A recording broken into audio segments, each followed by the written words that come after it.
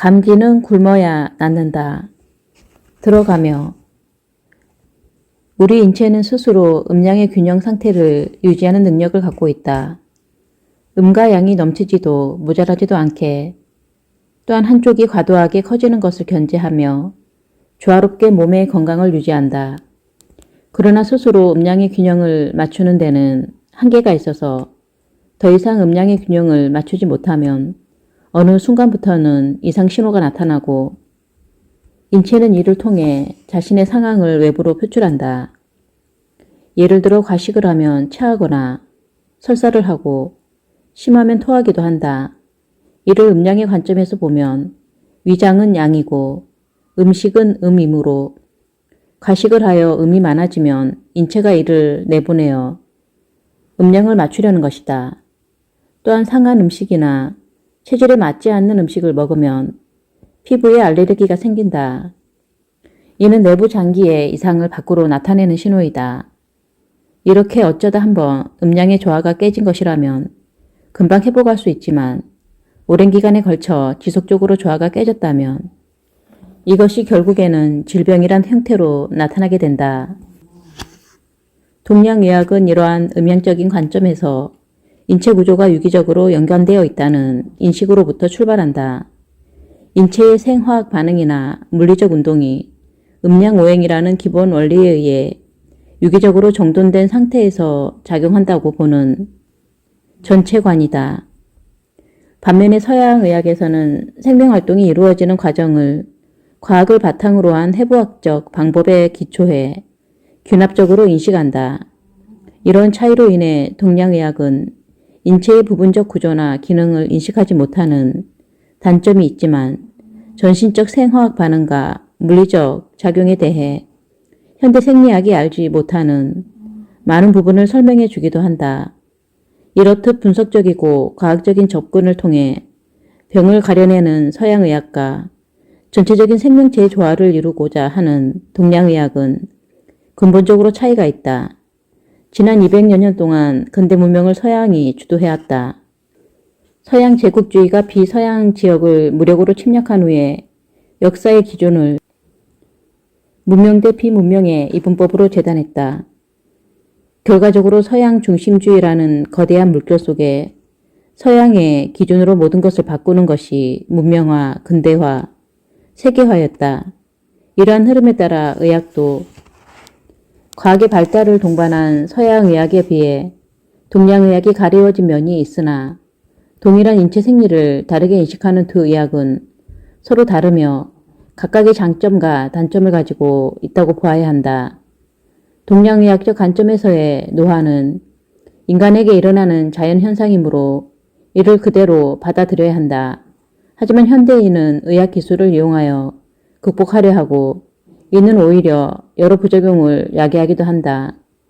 예를 들어 노인이 되어 시력이 떨어지면 덜 보아야 하는데 안경을 껴서 눈을 혹사하다 보면 안구 건조, 백내장, 녹내장 등 안질환이 생긴다.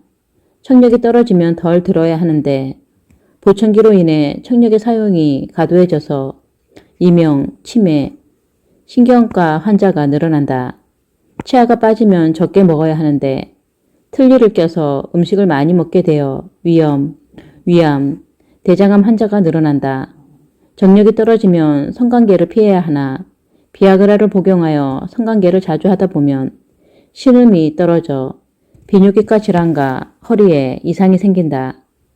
가볍게 기침을 하거나 세수를 하다가 허리를 삐는 경우가 있다. 어느 날 갑자기 이유 없이 허리가 아파오기도 한다.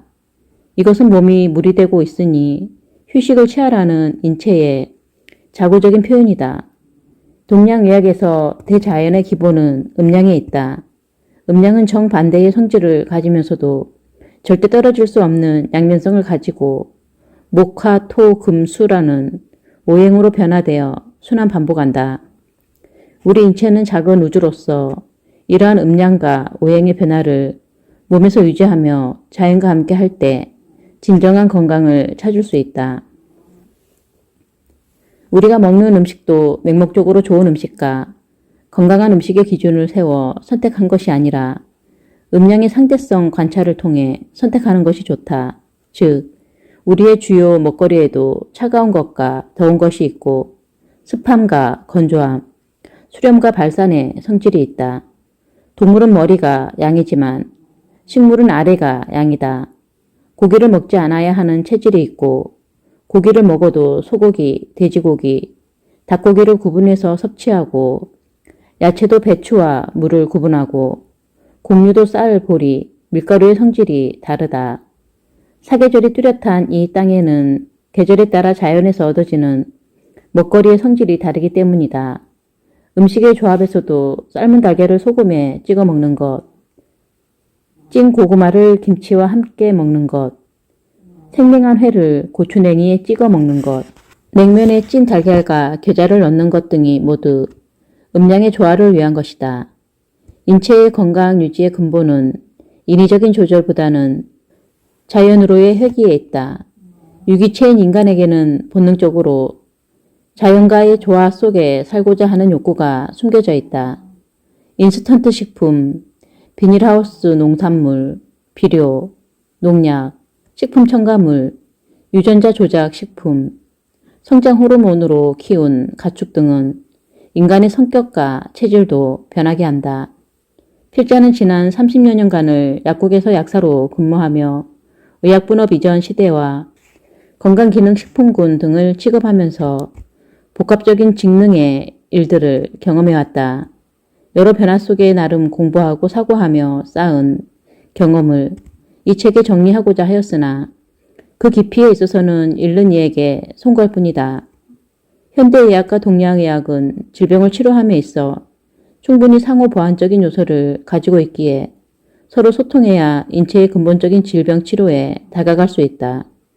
그러나 사회제도의 모순에 따른 각 직종의 이권 다툼으로 인해 통합치료의 길이 험난해지며 학문의 교류가 점점 없어지고 심지어는 서로의 영역을 비하하는 현실이 너무나 안타깝다. 이에 비해 중국이나 일본에서는 통합치료의 방법들이 많이 연구되어 실현되고 있다. 이런 와중에 시대는 평균 수명의 연장에 걸맞는 건강의 질과 정보를 요구하기에 필자는 동서양의학을 아우르는 학문의 장에 작은아마 마중물이 되기를 소망하며 책을 펴나게 되었다. 혼란 속에는 항상 새로운 의미들이 담겨져 있다. 이 책이 그 새로운 의미들을 알려주는 책이 되기를 바라는 마음도 있다. 하지만 필자의 짧은 지식으로는 해결할 수 없는 많은 문제들이 있음을 고백하며 현대의학과 동양의학의 전문가들이 모여서 통합적으로 질병을 연구하는 그날을 기대해본다. 건강한 장이 수명을 연장한다. 우리가 먹은 음식은 개인마다 차이가 있겠지만 평균적으로 하루 정도면 소화된 찌꺼기로 배출된다. 입, 위, 십이지장에서의 소화 과정을 거쳐 소장에서는 육모라는 미세한 돌기를 통해 당질과 아미노산, 지방이 흡수되고 대장에서는 소장에서 넘어온 최대의 면역기관이기도 하다. 우리 몸 면역세포의 70%는 장에 있기 때문이다. 장 내에는 500종류 이상의 장내 세균이 100조 개 이상 살고 있는데 이들의 균형이 무너지면 암이나 감염증, 변비, 설사, 피부질환, 과민성 장증후군, 알러지성 질환의 원인이 될 뿐만 아니라 최근에는 대사성 질환, 정신신경계 질환, 퇴행성 질환 등과의 연관성도 밝혀지면서 더욱더 장에 대한 관심을 높이고 있다. 아기는 엄마의 배 안에 있는 동안 완전 미균 상태에서 자란다. 그러다가 자연 분만을 통해 출생하는 과정에서 양수의 면역 물질과 엄마 질 속의 균들을 흡수하게 되는데 이때 엄마의 대장 세균들도 같이 태아의 입을 통해 장으로 유입된다. 때문에 일부 산부인과에서는 제왕절개로 태어난 아기의 몸에 엄마의 분비물을 일부러 묻혀주기도 한다. 이러한 관점에서 본다면 요즘 유행하는 무통주사도 한 번쯤 고려해 보아야 한다. 산모가 진통을 하면서 이리저리 자세를 바꾸는 것은 통증을 이기기 위한 몸부림이기도 하지만 태아가 잘 나오기 편한 자세를 찾도록 서로 교감하는 과정이기도 하다. 이때 무통주사를 맞으면 근육이 맥을 놓게 되어 태아가 균을 경험하는 과정이 생략될 수도 있다. 동물들도 갓 태어난 새끼에게 최대한 빨리 장내 세균을 전달하려 한다.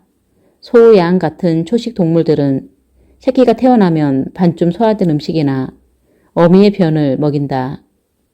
산모는 태어날 아기에게 전달하기 위해 대장에서 제대로 훈련받은 유익한 장내 세균을 선발해 모유 속에 미리 옮겨놓는다. 임신하지 않은 사람보다 7배나 많은 박테리아가 임산부 유방 근처의 면역 림프생에서 되는 이유이다. 이러한 과정을 거쳐 아기의 장내 세균이 만들어지고 이는 장내 면역으로 이어진다. 따라서 제대로 된 장내 세균을 엄마에게 받는 것이 무엇보다 중요한데 자연분만과 모유 수유가 그 답인 것이다. 이후에 아기는 엉금엉금 기어다니기 시작하면서 장난감뿐만 아니라 주위에 있는 것을 손에 잡히는 대로 날름날름 핥는다. 이 행위는 아직 장의 면역이 발달하지 않은 아기가 가급적 많은 균을 몸에 끌어들여 장 면역을 높이려는 본능이다. 이때 부모가 더럽다고 손을 자주 씻기거나 못 핥도록 막는 것은 오히려 장의 면역을 떨어뜨리는 행동이 될 수 있다. 예로부터 잘 먹고 잘 싸고 잘 자면 병이 없다고 했다. 잘 싸려면 장이 건강해야 한다. 그러나 현대인은 점점 나빠지는 공기의 질과 건강하지 못한 음식에 늘 노출되어 있어서 장의 건강을 지키기가 쉽지 않다. 이러한 유해 환경으로부터 장을 건강하게 지키려면 어떻게 해야 할까? 우선 건강한 식생활 습관을 가져야 한다. 유익균들이 좋아하는 곡류와 채식 위주로 식단을 바꾸고 장에 해로운 밀가루 음식, 고기 위주의 식단, 가공식품, 냉한 음식, 미주신경을 자극하는 카페인 음료, 항생제, 농약, 방부제 등을 피해야 한다. 기상 후 아침에 바로 대변을 보는 사람은 장이 건강한 사람이다. 새벽 5시부터 7시까지가 대장 운동이 가장 원활해지는 시간이므로 이때 일어나서 경락의 흐름에 따라 대변을 본다는 것은 내부 장기들의 자연적인 흐름이 지켜지고 있다는 뜻이다. 식후에 복압으로 대변을 보거나 먹는 음식에 따라 수시로 대변을 보는 사람은 일찍 자고 일찍 일어나는 습관을 통해 대장 경락의 흐름에 생활 리듬을 맞추는 것이 좋겠다. 건강한 대변은 건강한 장의 척도로서 중요하다. 대변의 상태를 살펴보는 방법은 대변 색과 양, 굵기, 형태, 빈도인데 황색 또는 갈색의 바나나 모양으로 굵어야 건강한 변이다. 장의 기능이 약해지는 노인은 먹는 음식의 양도 적어지지만 장내 세균이나 장 점막 세포의 양도 적어지므로 대변의 양이 눈에 띄게 적어진다. 반대로 장의 환경이 좋아지면 먹는 음식의 양과 관계없이 대변의 양이 늘어나기도 한다. 동양의학에서 대장은 금에 속하는 장부로서 폐장, 피부, 기관지, 코 등과 한 집안 식구다. 따라서 대장이 약해지면 피부질환, 천식, 비염, 감기 등에 쉽게 노출되며 호흡기 계통의 알레르기나 아토피, 건선 등의 피부 질환이 쉽게 걸린다. 필자도 약국에서 만성적인 알레르기 환자나 피부병 환자에게 유산균을 추천해보면 늘 만족스러운 결과를 얻는다. 지친 장의 치료법. 일본의 의학 박사인 아오키 아츠시는 다음과 같은 방법으로 장을 위한 공복 시간 찾기를 추천한다.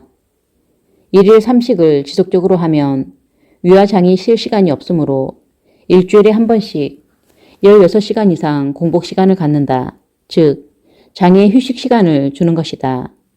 교감신경이 위에 있는 낮 동안은 식사를 하고 부교감신경이 위에 있는 밤에는 휴식한다. 저녁 식사를 하고 나서 4시간 후에 잠자리에 들고 8시간 정도 수면을 취한 뒤 깨어나 4시간 이상이 경과했을 때 식사를 하면 16시간 공복을 유지할 수 있다. 단, 이 시간 동안은 가능한 한 물을 많이 마시고 16시간 후에는 폭식을 금해야 한다. 감기는 굶어야 빨리 낫는다. 우리 몸은 기본적으로 따뜻함을 좋아하고 적절한 신진대사와 면역의 유지를 위해 일정 체온을 유지해야 한다. 따라서 차가운 곳에 계속 있으면 면역성이 떨어져서 감기에 걸릴 확률도 높아진다. 감기 바이러스들은 차가운 온도에 적응력이 좋은 놈들이다. 특히 차가운 환경으로의 갑작스러운 이동이나 피로, 과도한 스트레스 등은 이런 차가운 기운을 가진 감기 바이러스가 침투하기 쉽게 만들고 이놈들의 침투 초기에 우리 몸은 오한이라는 증상을 겪게 된다. 반면 이러한 바이러스들은 더운 온도에서는 취약하므로 이들이 침입하면 우리 몸은 이를 물리치기 위해 체온을 끌어올리는 작업을 한다.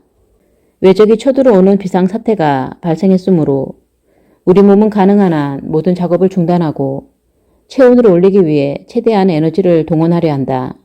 즉, 위급 상황이다 보니 인체의 기본 활동 중 중요한 소화나 배변 활동에 마저도 사용할 에너지의 여유가 없어지는 것이다.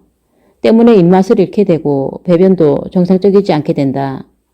음량이 잘 조화된 건강한 상태의 우리 몸은 외부에서 찬 기운을 포함한 바이러스가 우리 몸 안으로 들어오면 당연히 이를 내보내려고 한다.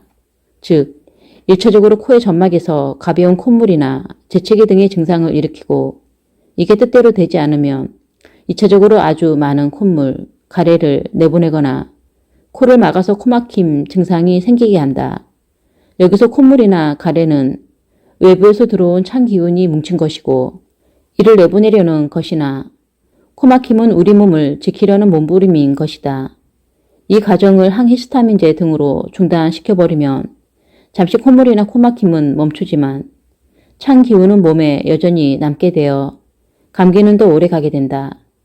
특히 겨울에 코가 자주 막히는 만성 비색증은 외부의 찬 기운이 폐장으로 들어가는 것을 막기 위해 첫 관문인 코를 다듬으로써 나타나는 증상이다. 이때 오트리빈과 같은 비충혈 제거제를 사용하면 일시적으로 코막힘이 없어지긴 하지만 폐장은 찬 기운에 노출되므로 인체는 힘들어질 수 있다. 이것은 오트리빈을 사용하여 일시적으로 호흡이 잘 될 때 코에서 찬바람이 나오는 증세로 폐장이 차다는 것을 확인할 수 있다. 따라서 이런 체질은 평소에 냉음료나 찬 성질의 음식을 피하고 따뜻한 생강차 등을 즐겨야 췌장이 차가워지는 것을 막을 수 있다. 이처럼 감기에 대항하기 위해 인체 에너지를 많이 사용하게 되는 경우나 찬 기운을 내보내기 위해 몸을 따뜻하게 해야 할 때 인체에서는 효소의 역할이 매우 중요해진다. 우리 몸에서 만들어지는 효소는 대사효소와 소화효소로 나눠지는데 이들은 상황에 따라 상대를 도와준다. 즉, 몸에서 다양한 대사활동이 진행될 때는 소화효소가 대사효소로 이동에 도와주고 과식을 하거나 체했을 때는 대사효소가 일부 소화효소로 이동을 한다. 특히 인체가 질병에 걸려 싸워야 할 위급 상황에서는 소화효소의 적극적인 지원을 받아야 이겨낼 수 있다. 감기에 걸렸을 때 인체는 이와 싸우기 위해 체온을 높이고 에너지를 많이 쓰게 되므로 소화효소가 대사효소로 이동하게 되고 소화효소의 여력이 줄어들므로 입맛을 잃게 된다. 이를 무시하고 억지로 먹으면 오히려 위장에 탈이 난다. 노인이 되어 음식을 적게 먹게 되는 이유도 보다 중요한 대사효소를 유지하기 위해 소화효소의 사용을 줄이려는 자연적인 인체의 노력이다. 하지만 우리의 정이 넘치는 어머님들께서는 보통 자식이 감기에 걸리면 안타까운 마음에 고기 반찬과 영양가 넘치는 음식을 마련하신다. 당연히 자식을 사랑하는 애틋한 마음에서이다. 그러나 이것은 잘못된 방법이다. 개나 고양이 등 반려동물들을 키워온 사람들은 알겠지만 동물들은 몸에 질병이 생기면 아무리 좋은 먹이를 주어도 질병이 나을 때까지는 먹이를 거부한다. 이러한 행동은 몸을 살리기 위한 필사적인 조치이다. 따라서 감기에 걸리면 굶어야 빨리 나을 수 있다. 기본적인 체력 유지를 위해 굶을 수가 없다면 소화가 다 된 음식인 죽을 먹거나 소식을 하거나 소화제를 먹는 것이 감기와 치료에 도움이 된다. 자연에는 식물효소, 동물효소, 미생물효소 등 효소가 풍부하게 존재한다. 그러나 우리의 먹거리 중 많은 부분이 생산과 소비되는 과정에서 효소가 고갈된 채 식탁에 오르게 되는 것이 현실이다. 대량 생산을 위한 과정에서 사용하는 농약, 화학비료, 그리고 인공 사료들은 식품이 본래 가지고 있는 자연의 효소를 줄어들게 하고 가공되거나 화학 첨가물이 첨가되어 생산되는 식품, 인스턴트 식품 등에는 효소가 거의 없기 때문이다. 조리 과정에서 사용하는 강한 열도 효소를 파괴한다. 특히 냉장 보관은 과일이나 채소의 신선도를 유지하기 위해 필요하지만 장시간의 보관은 효소의 파괴를 가져온다. 현대인들은 스트레스로 쌓인 열을 해소하기 위해 무의식적으로 냉장고에 보관된 냉음료를 마구 소비한다. 얼죽아라는 표현은 젊은이들 사이에서 유행하는 신조어다. 얼음이 넘치는 시원한 음료를 마시는 자극적인 TV 속 광고는 이를 더욱 유혹한다. 그러나 효소는 따뜻한 온도에서 유지 내지 번식을 하고 위장도 따뜻한 음식이 들어가야 소화효소가 잘 분비된다. 안전상비 의약품의 한 가지로 편의점에서 판매되는 액상 소화제들이 모두 냉장고에 보관되어 판매되는 현실은 이를 무시한 안타까운 현실이다. 결국 이런저런 이유들로 인해 소화효소가 다량 소모되고 이는 대사효소의 부족으로 이어지면서 우리 몸에서 각종 질환이 발생하고 노화가 빠르게 진행되는 상태에 이른다. 따라서 현대인에게 효소의 복용은 가히 필수적이라 말할 수 있겠다. 효소가 많은 대표적인 식품이 효모이다. 필자가 어려서는 원기소라는 제품으로 약국에서 판매되었는데 당시에는 어린아이부터 노인까지 온 국민이 복용했던 인기 영양제였다. 요즘은 약국이나 건강식품을 취급하는 여러 곳에서 다양한 종류의 효소제를 판매하고 있다. 우리가 흔히 접할 수 있는 음식 중에 효소제로서 가장 권장되는 음식이 무이다. 무는 효소를 풍부하게 갖고 있어서 실제 음식점의 기본 반찬으로 쓰이고 있다. 중국 음식점에서는 단무지가 밀가루 음식의 소화제로, 설렁탕집에서는 깍두기가 기름진 음식의 소화제로 쓰인다.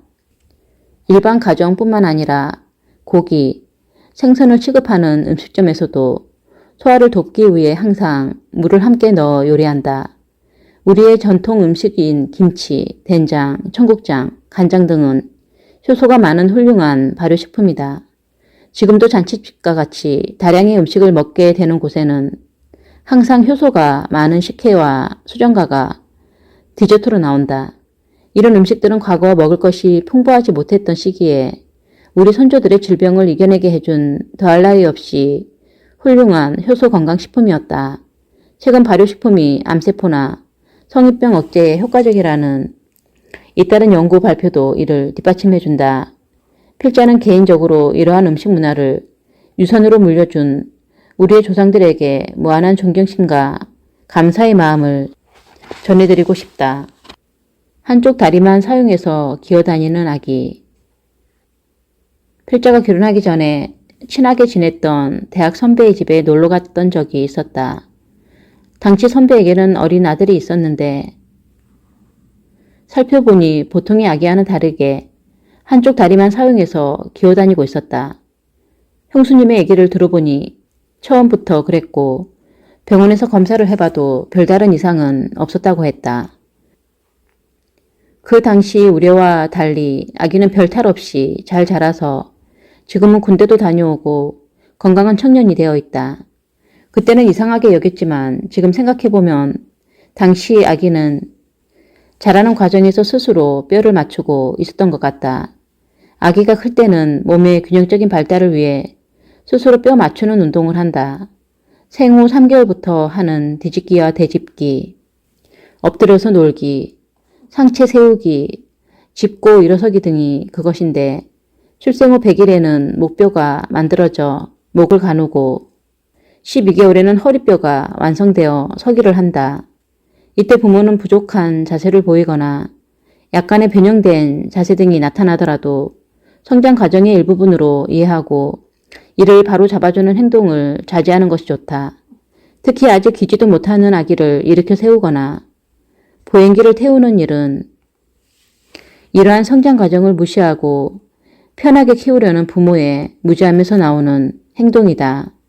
보행기를 태우는 것은 서기 과정에서 발달하는 뼈나 관절, 근육의 발달에 이상을 초래할 수 있다. 당연히 이렇게 자란 아이는 성장장애나 성장 후에도 척추질환이 올 가능성이 높아진다. 태어날 때부터 아기들은 자기만의 체질과 기질을 가지고 있어 모두 똑같이 자랄 수 없다. 자기만의 속도로 자라는 것이 정상적이므로 부모는 이를 이해하고 여유를 갖고 기다려줘야 한다. 열이 나면 해열제를 꼭 복용해야 할까? 보통 아이가 있는 집에서는 상비약으로 해열제를 성분에 따라 2가지 이상 구비해 놓는다. 아이들이 갑자기 열이 나서 지속되는 경우 교차 투약해서라도 빨리 열을 내리기 위해서다. 하지만 열이 나는 이유가 단순한 감기에 의한 것인지 다른 염증성 질환에 의한 것인지를 구분하고 어린 아기라면 변증열인지도 확인하는 것이 우선 필요하다. 각각에 따라 다르게 대처하는 것이 바람직하기 때문이다. 그러나 이러한 고민 없이 요즘에는 어른, 아이 할 것 없이 모두 쉽게 해열제를 복용하는 경향이 있어 이번 글을 통해 한 번 더 생각해보는 시간을 가졌으면 한다. 우리가 잘 알고 있는 메르스, 코로나 바이러스 감염으로 인한 중증 급성 호흡기 질환은 2012년 사우디아라비아에 2015년 한국에서 감염자의 28%를 사망하게 한 위험한 질병이었다. 당시 미국의 컬럼비아대 연구진은 낙타의 75%가 메르스에 감염되어 있다고 주장하며 낙타를 메르스의 주범이라고 지목했으나 사실 주범은 따로 있었다. 과학자들이 5년간 3개 대륙 20개국에서 1만 9천여 마리의 동물을 생포하여 바이러스 검사를 했는데 메르스가 검출된 동물의 98%가 박쥐였다. 전 세계의 박쥐는 1200종이고 그 속에 3204종의 코로나 바이러스가 있었다. 코비드19도 박쥐에서 유래된 사스 유사 바이러스와 89.1% 일치한다고 알려져 있다. 결과적으로 박쥐는 코비드19, 메르스, 사스, 에볼라 등 각종 바이러스의 온상이다. 그런데 왜 정작 박쥐는 이러한 바이러스에 의한 질병에 걸리지 않는 걸까? 그것은 박쥐가 스스로 체온을 조절하기 때문이다. 박쥐는 사람과 같은 항온 동물이면서 주변 환경에 맞춰 체온을 변화시키는 능력을 가졌다. 박쥐가 날면 체온이 40도씨까지 올라서 저절로 바이러스를 물리치는데 이것은 사람이 감기에 걸렸을 때 체온을 올려 바이러스를 이겨내는 이치와 같다. 인체에 열이 나는 이유는 다양하지만 대부분은 세균이나 바이러스의 침입으로 인한 감염성 질환 때문에 나타난다. 이는 병을 일으키는 미생물들이 대부분 열에 취약하므로 인체가 스스로 체온을 올려서 방어하기 위함이다. 따라서 열은 질병으로부터 몸을 지키기 위한 자연스럽고 정상적인 면역 반응이다. 세계적인 면역학자인 일본의 아부도오루 교수는 몸의 체온이 1도씨 오를 때마다 면역력이 5배 증가한다고 주장한다. 감기도 바이러스에 감염된 질환이므로 이와 싸우기 위해 인체는 스스로 시상하부에서 온도 조절점을 올리게 된다. 따라서 인체가 감기 바이러스를 물리치기 위해 열을 내고 있을 때 해열제를 복용하면 감기 바이러스는 억제될 수 없으므로 감기가 오히려 더 오래 지속될 수 있다. 감기 바이러스에 의한 발열은 보통 38.4도씨에서 40도씨 정도이고 더더구나 38.4도씨 이하의 열은 걱정할 필요가 없다. 그러나 그 이상의 고열이 지속되면 이에 취약한 뇌와 신경세포들을 보호하기 위해 해열제를 사용해야 할 필요도 있다. 우리 몸은 질환이 생기면 스스로 치료하려는 노력을 한다. 그런데 이를 무시하고 무작정 해열제를 사용하게 되면 우리 몸의 면역 체계가 혼란을 겪게 되고 이는 면역계의 파괴로 이어진다. 해열제를 사용할수록 우리 몸의 면역계는 이 정도의 열로는 안 되는구나 라고 인식해 더욱더 많은 열을 내는 것이다. 옛 의사들에 의하면 감기는 자연의 찬기운이 몸 안으로 들어온 것이다.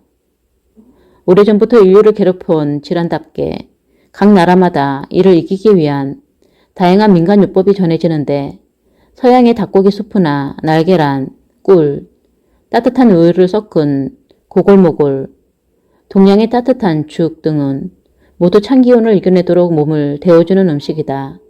몸 안에서도 찬기운을 이겨내기 위한 몸부림이 발열이고 이를 통해 면역력이 올라가게 된다. 이때 올라간 면역력은 완전히 사라지는 것이 아니라 우리 몸에 남아있게 된다. 그러므로 감기 초기에는 몸을 따뜻하게 하고 안정을 취하는 것이 감기를 빨리 낫게 하는 지름길이다. 그러나 약에 의존해서라도 일에 열중할 수밖에 없는 현대인들은 감기 초기에 해열제와 소염 진통제를 남용하게 되고 이로 인해 오히려 감기가 2, 3주 동안 지속되는 경우를 흔히 볼 수 있다. 또한 해열제의 남용은 앞서 언급한 것처럼 면역계와 혼란을 일으켜서 비염, 천식, 아토피 등 각종 알레르기 질환으로 이어질 수 있다. 환절기에도 면역이 떨어지면 인체는 면역력을 높이기 위해 체온을 조금 올리게 되는데 이를 착각하고 해열제를 복용하면 오히려 감기에 더 쉽게 노출될 수 있다. 과거에 비해 환절기에 알레르기성 비염, 결막염 등의 환자가 최근 폭발적으로 늘어나는 이유도 이와 무관하지 않다.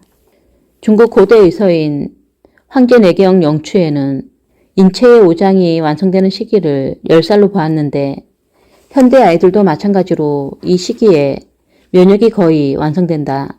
따라서 그 이전에는 열이 잘 조절되지 않아 감기 등 감염 질환이 오면 고열을 동반하거나 심한 몸살을 앓게 된다. 이때 아이들이 열이 나는 것은 당연히 스스로 면역력을 길러서 병을 치유하는 연습 과정이다.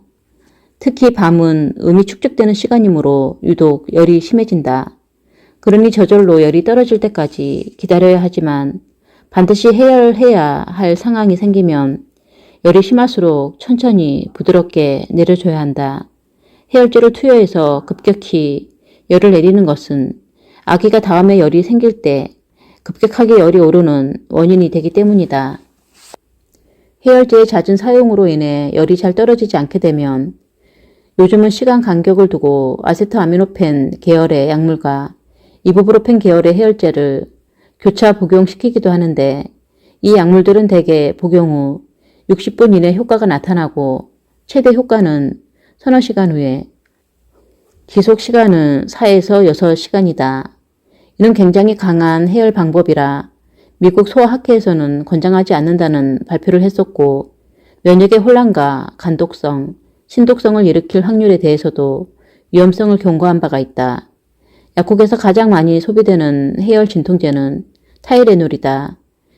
이 타이레놀의 성분이 아세트아미노펜인데 이 성분은 가다 복용 시 대사 과정에서 간장의 독성을 일으킬 수 있다.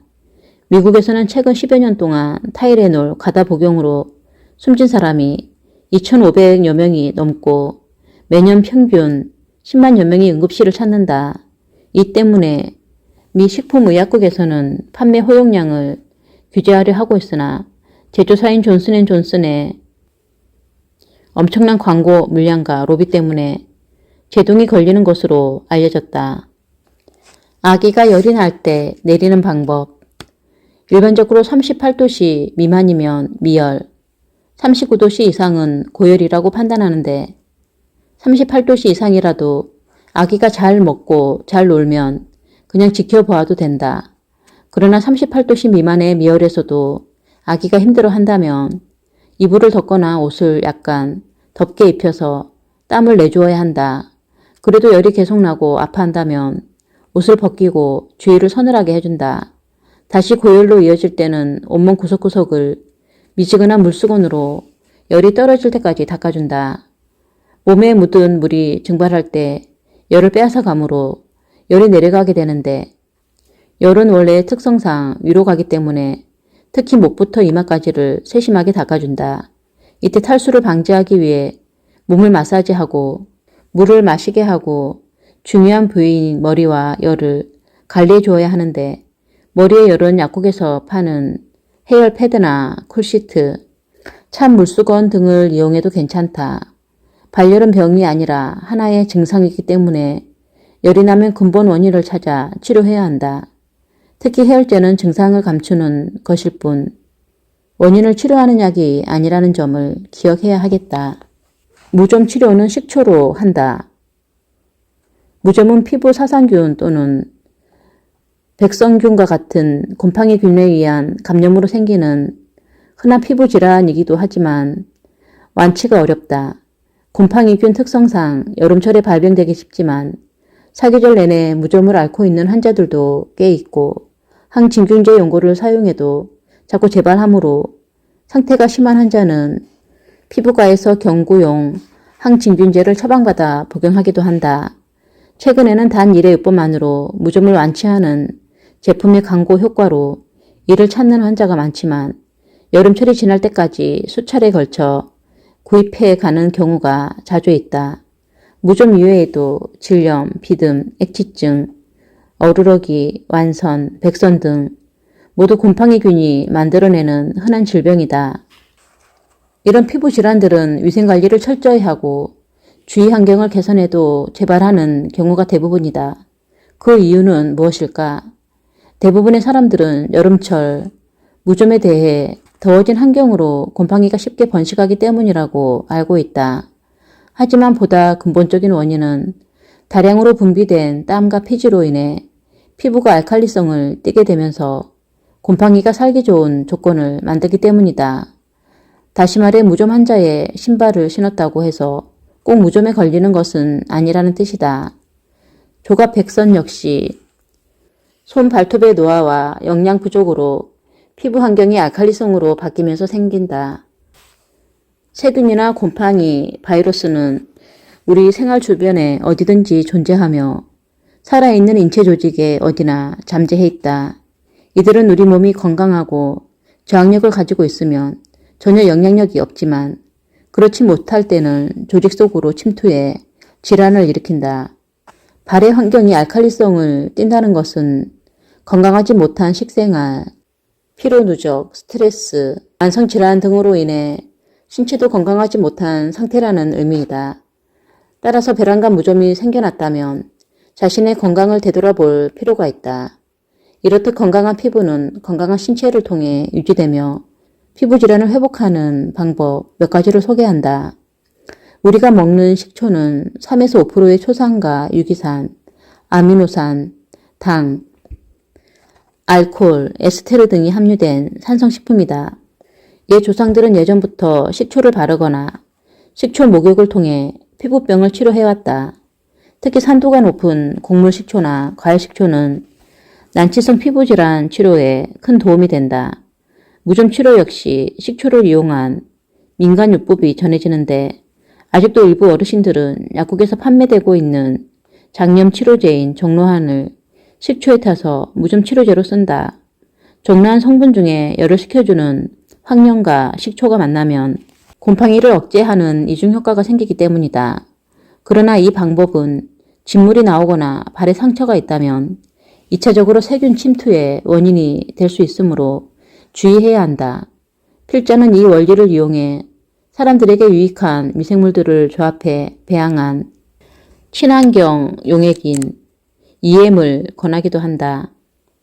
EM 용액은 지역 주민센터 등에서 무료로 공급하기도 하고 저렴하게 구입이 가능하기 때문에 경제적으로 크게 부담이 되지 않는다. EM 용액 원액을 물과 1대1의 비율로 섞어서 매일 발을 씻어주면 무좀뿐만 아니라 발의 각질도 점점 없어지는 것을 느낄 수 있다. 이온 수기에서 나오는 산성수로 발을 씻는 것도 효과가 좋은데 이 방법들은 발냄새 제거에도 탁월하다.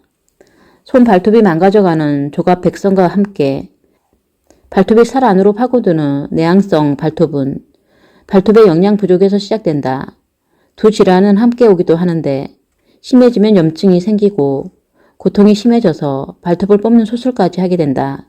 그러나 새로 자라는 발톱이 정상적인 경우가 드물기 때문에 완전한 치료법은 아니다. 발톱은 주로 케라틴이라는 섬유 단백질로 구성되어 있어 이 성분이 부족해지면 저항력이 떨어지고 내향성이 된다. 어떤 생물체이든 노화가 진행되거나 구성 성분이 부족해지면 미생물이 서식하기 쉬워지고 구조의 변형이 오거나 구부러지게 된다. 엄지발톱은 특히 간장의 경락이 시작되는 곳으로 간장의 혈이 부족해지면 질환이 더욱 빠르게 진행된다. 따라서 위의 두 질환도 발을 산성으로 유지해주고 간장의 기능을 개선해주고 아미노산과 칼슘, 마그네슘 등의 영양 성분을 보충해주면 정상적인 발톱으로 돌아올 수 있다. 다만 건강한 손 발톱이 자리를 잡기까지는 수개월에서 1년 정도의 치료 기간이 필요하다.